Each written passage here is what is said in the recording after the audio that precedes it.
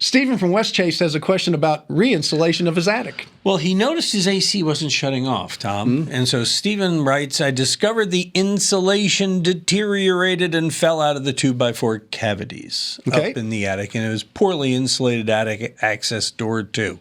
So I want to pull all the existing bats out and re-insulate. So would you use unfaced or faced and have the vapor barrier on the attic side? And I'm getting ready to sell the house, but I want to do right by the next owner and get this taken care of.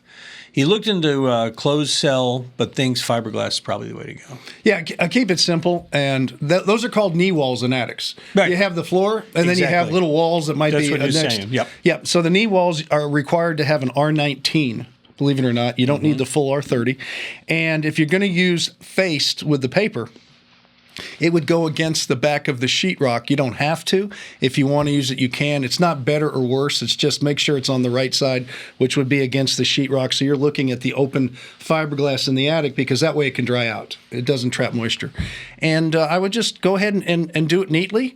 Usually you'd use a little wire, or you can use that nylon strapping you can buy and just staple it to hold it up. And just put an R19, whether it's faced or unfaced. I probably would get unfaced just because it might be a little easier to work with. But besides that, it's fine.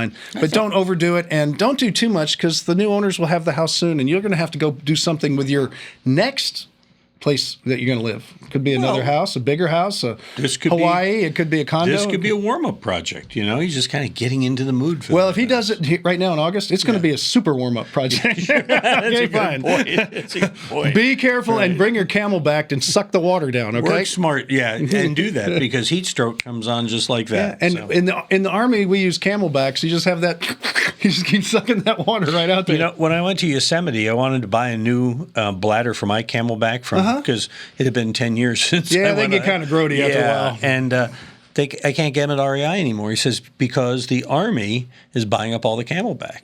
They do most of the contracting with the Army now, and it's harder to find them at the REIs and so on. It's required for us. We either have to have 2 canteens, which nobody wants to. Nobody wants those. Carry that, and when we're doing out marching, but you must have a Camelback or 2 canteens, but nobody's going to do this while you're marching. We just no, they do this after marching. Yeah, that might be true. But not out there. You go ahead and send us. You got a question? Send it to us. We'd be happy to hydrate you with the liquid of knowledge of Home Improvement College. And try little electrolytes in the water. Yeah, true. I'm serious. It's very true. I buy it in a can and put it in my water.